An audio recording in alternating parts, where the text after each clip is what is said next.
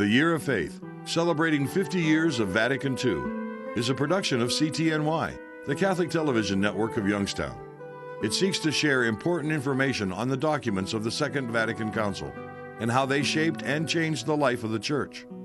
Your program hosts are Father Jim Korda and Father Jeffrey Mickler.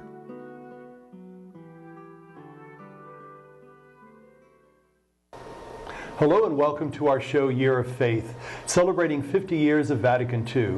I'm Father Jim Korda. And I'm Father Jeffrey Mickler of the Society of St. Paul. Today our guest is Father Bonnot. Welcome. It's nice to have you on the show today. Happy to be here.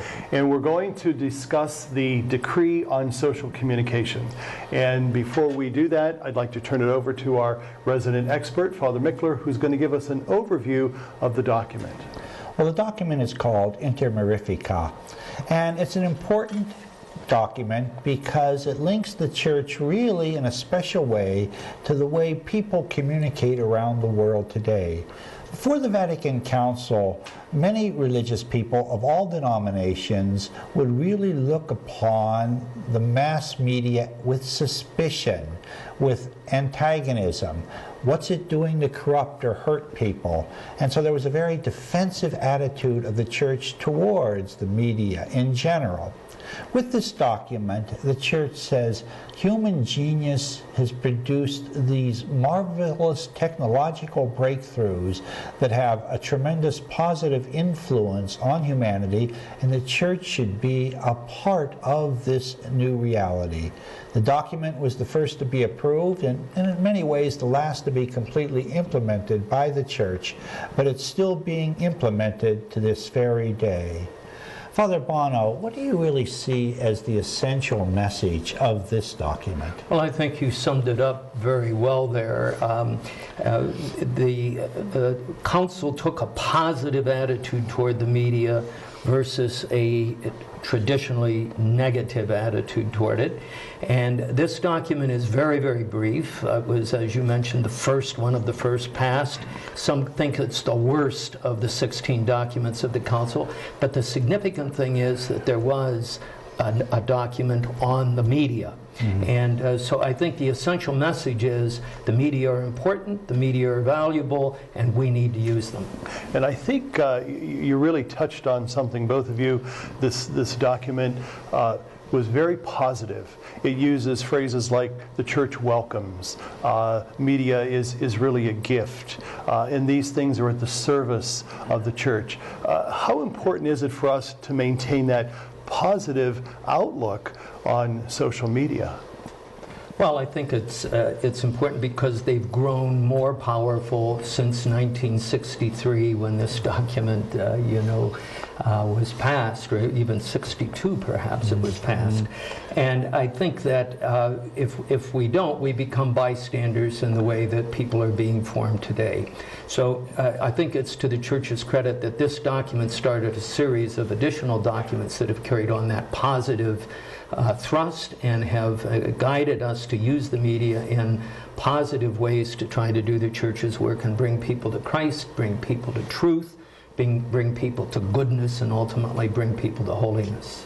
One of the things the document stresses, yes, this is the product of human genius with God's help. So they saw these technological breakthroughs as somehow godly.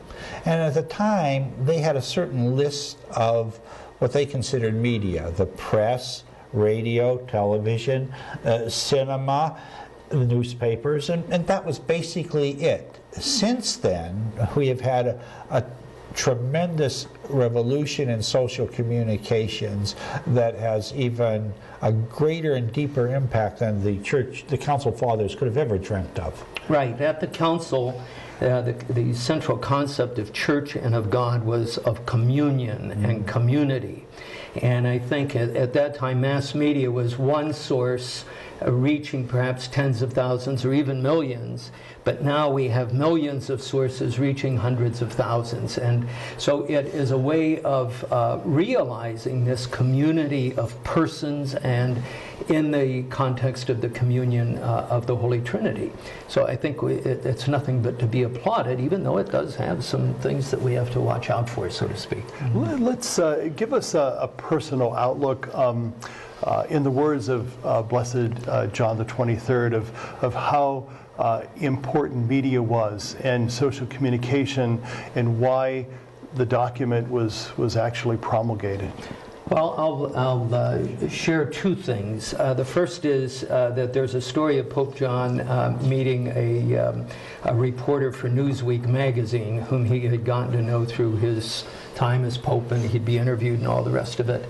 And he saw him, his name was Bill Pepper. And he ran to him, and the way that he greeted him was to say, "Mr. Pepper, are you still playing your trombone of truth?" That was the way he saw what his function was, you know. And I think it was complimentary, it was affirming, and it was at the same time a call and an encouragement to do it well. Second thing I would say is that Pope John the 23rd, used a kind of a strategy. Many people thought he was just sort of a country bumpkin who didn't know what he was doing, but he was very strategic in what he did in the 5 short years that he served as the Pope, and started the council and set it on the path to success. And one of those elements was a communication strategy, that it was not something to be kept hidden and inside and just in a small club, but it had to be shared with the world. And how important has the use of the media been in promoting God's Word and the life of the Church itself? I think there's two aspects of media. One is what we might call the in-house media, like we're doing today. Catholic priest presenting a Catholic program to the Catholic community, but also open to anyone else who may be seeing this either on television or on the internet, the way these programs will be posted. But then there's also the wooing of the media, like Mr. Pepper, and to get them to see that religion is or can be a positive force in society. So they don't have to be religious themselves, but they can be open to that notion. And if we do that, that's quite an accomplishment. One of the key concepts of the council was a concept of dialogue that actually unfolded through Pope John the 23rd's example, but then Pope Paul VI's emphasis in his first encyclical, which was about the importance of dialogue in the life of the Church and in the life of the Church in the world. And I think that's what media are today. It's a way that we're able to communicate and dialogue with one another.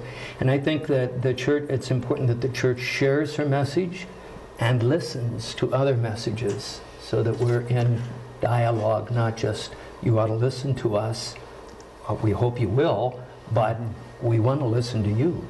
I think this is the new communications revolution. When you had press, radio, television, cinema, there was a passivity. The people on one side of the camera had one perspective, and those receiving on the other a different perspective. But now, with the new social media, there's constant interaction. There's texting, there's tweeting, there's commenting, there's counter comments, back and forth, that really have changed the nature of communications media today.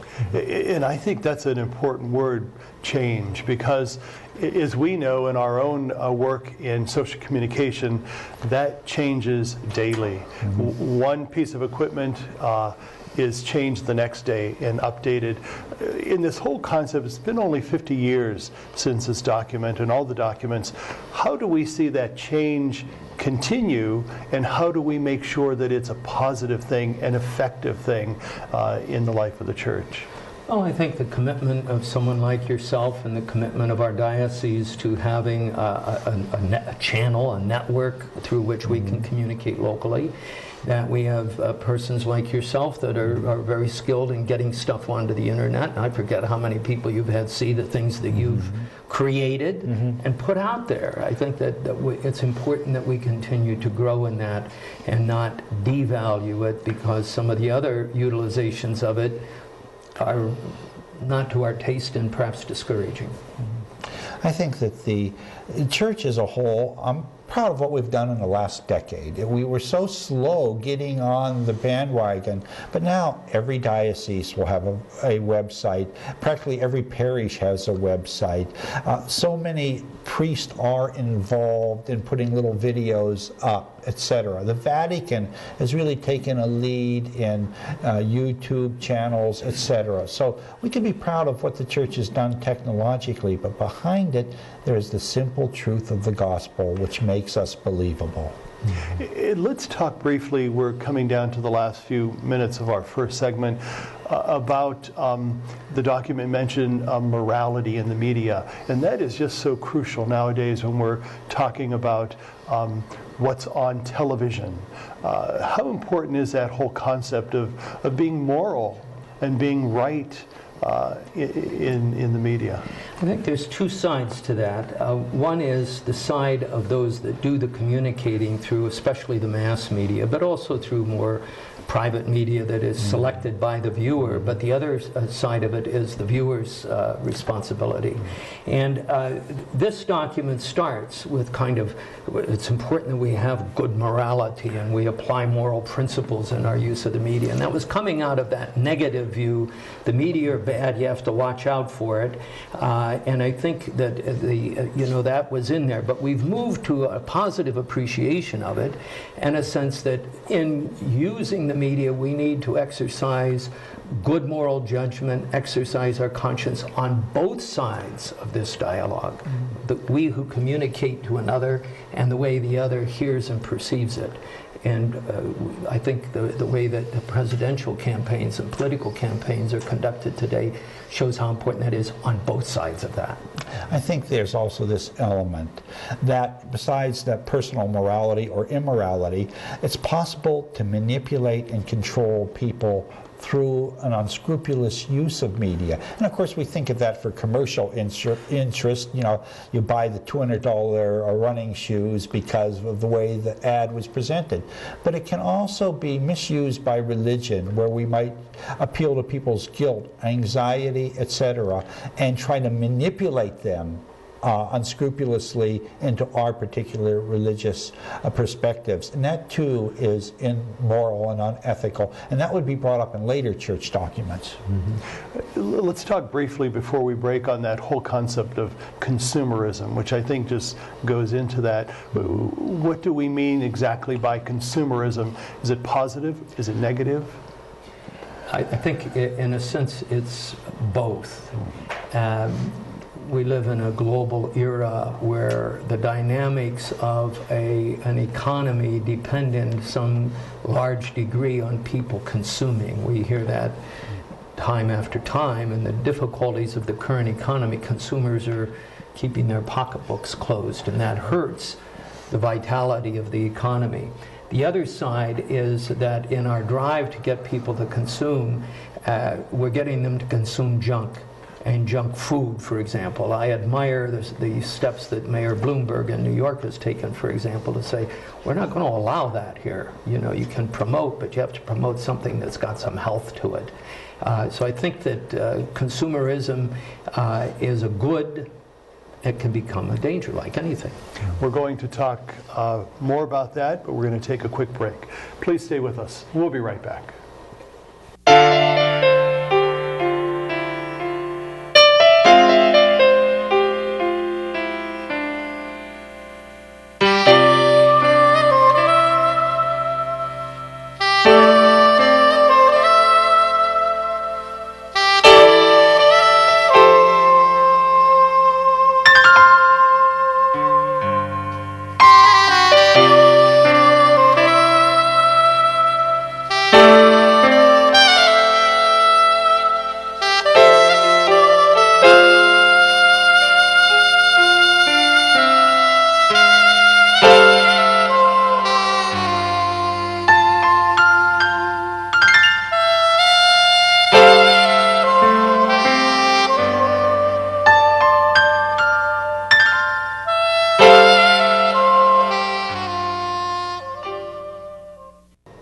Welcome back to our show.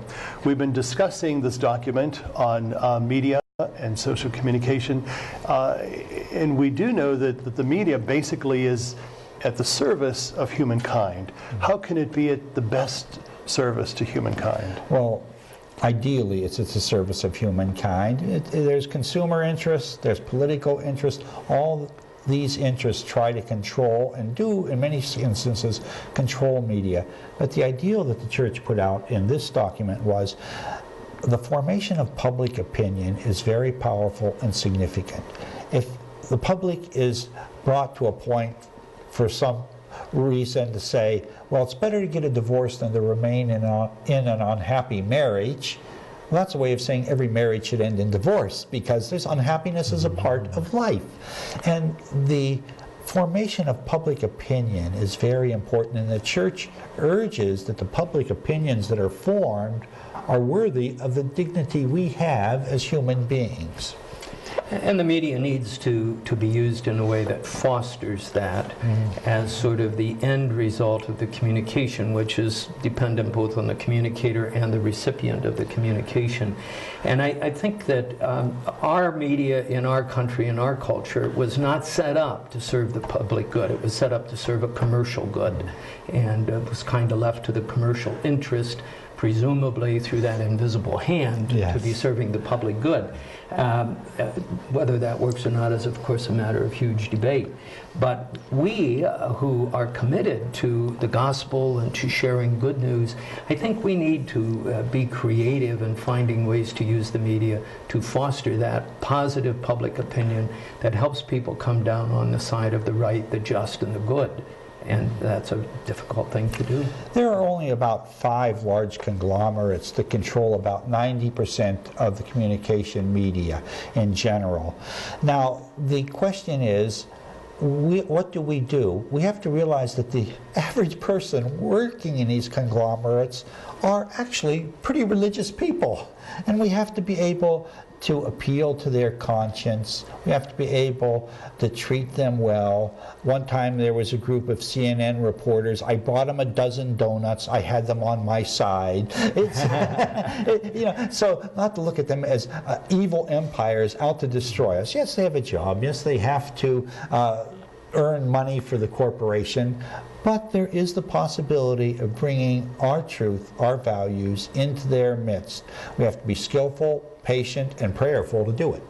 And I think also the document speaks of the church needs to maintain these wonderful resources, be it Catholic press, television, radio, all of the means of social communication. How do we in this church today maintain that? Obviously it's expensive, but how do we do that effectively and efficiently? Well, it's a huge challenge. I think that there are ways that has developed. For example, it used to be, if we take the most ancient form of communication, perhaps the press, where every parish had to generate its own bulletin every week, for example. Well, now there's companies that provide tremendous creativity to make the bulletin that parishes put out much more colorful, much more enjoyable to work their way through at minimal cost to parishes, because they have engaged advertising to support that. And I think in a similar way, we need to find ways to perhaps fund and develop the more expensive ways of communicating that are also important for us to generate. Right now, in the internet, we have a dual thing. That one, it's very inexpensive to communicate over the internet. But two, it is very time-consuming to communicate over the internet, and so you need recompense in order to spend the time to put quality products out on the internet. So you still do need funding, and that's where the generosity of the people of God has always been so important, as they recognize, hey, this is significant for my life. What does the document say about the media of communicating verbally and orally, like that, the whole sense of preaching? How important is that in our communication efforts in the church? I think this document, correct me if I'm wrong, but I don't think it really gets into that to any significant degree, because it's talking about social communication and the technological side of that and the utilization of that. Other elements of the council, however, were very assertive about that. For example, the role of the priest in the liturgy. The first responsibility of a priest is to preach the gospel and to preach it well. And that takes place in a context of liturgy. And I think that was a transposition for most clergy, that, we said Mass. And during it we said something, But now the liturgy of the Word and what we do with the liturgy of the Word is integral to the celebration of the Mass. I think that's that basic oral communication. Also, there's this aspect, besides the commercial interest in the West controlling much of the media.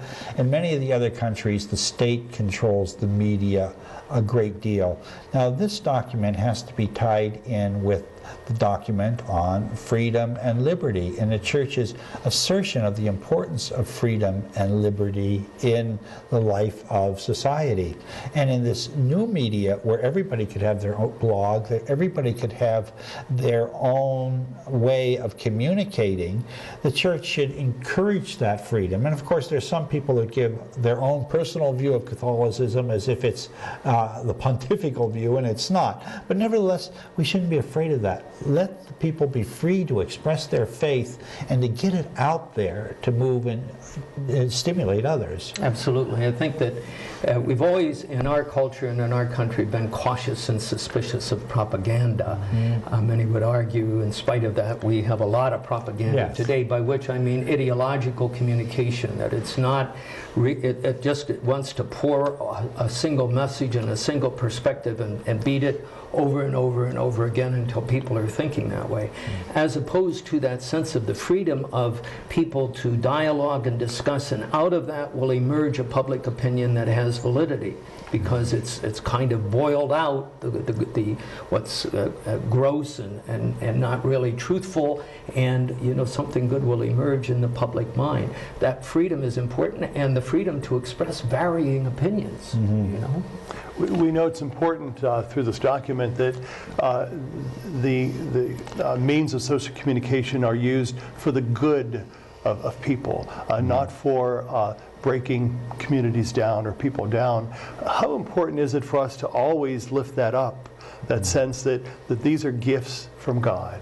How do we use them for the good of humankind? Well, part of this document, too, is just the first of many documents. And subsequent church documents would talk about religious media being ecumenical and interreligious in its very nature, in order to assure the religious community as a whole has a presence in this world of media. And that in itself builds up humanity rather than dividing it, splitting it, and tearing it down. And I think this is why all of these documents are seminal, but they lead to other documents, leading to other documents, etc. And the documents don't have any effect unless people get around the table like ourselves, discuss them, and bring them to life. I think another thing that's important in that is to help people avoid cynicism.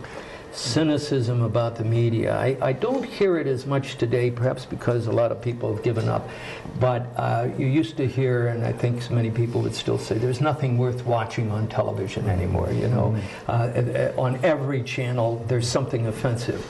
And I would say there's a lot of truth in that. There is a lot that's offensive, and there's a lot that's really not worth watching, because it's merely titillating and trying to foster a consumerism.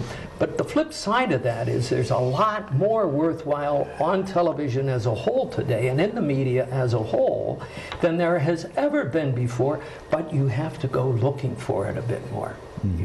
I compare it to shopping. You can feed yourself and your family with a lot of junk food and you fill them up with stuff that really is not all that nourishing, or you can be very selective because it's available in the supermarkets, but you have to go looking for it, and you have to choose it to consume.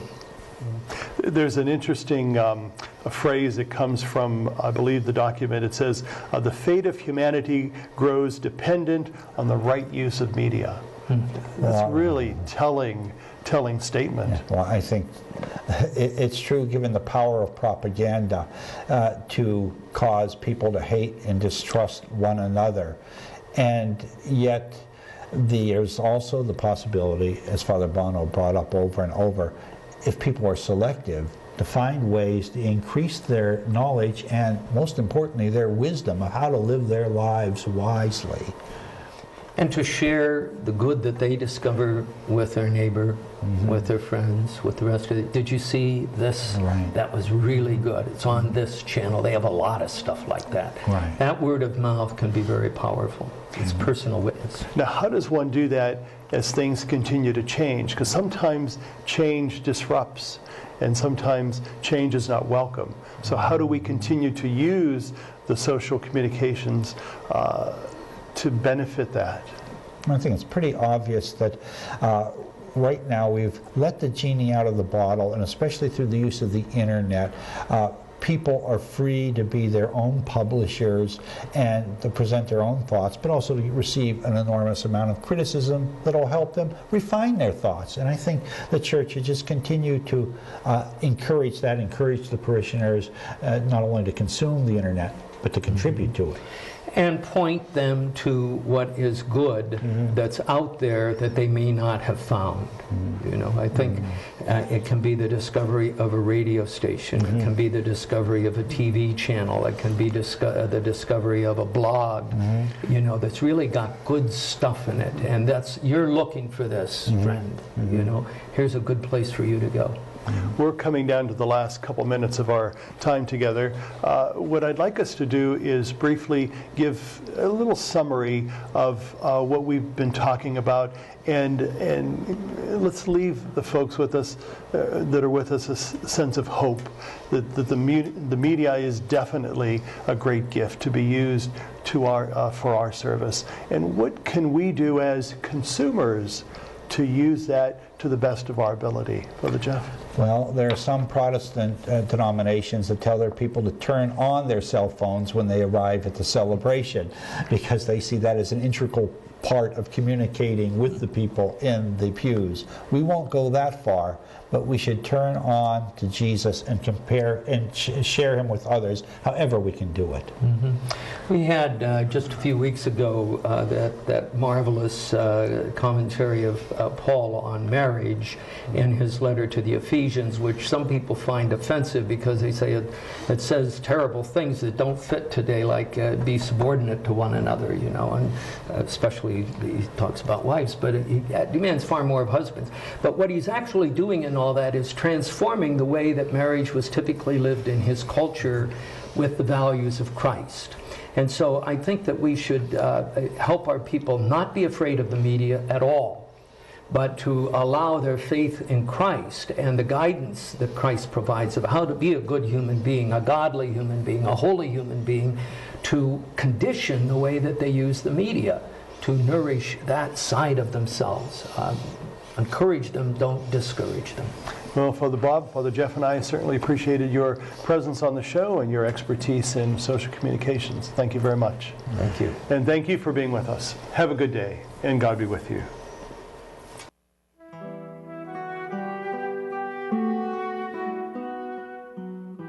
The Year of Faith, celebrating 50 years of Vatican II, is a production of CTNY, the Catholic Television Network of Youngstown.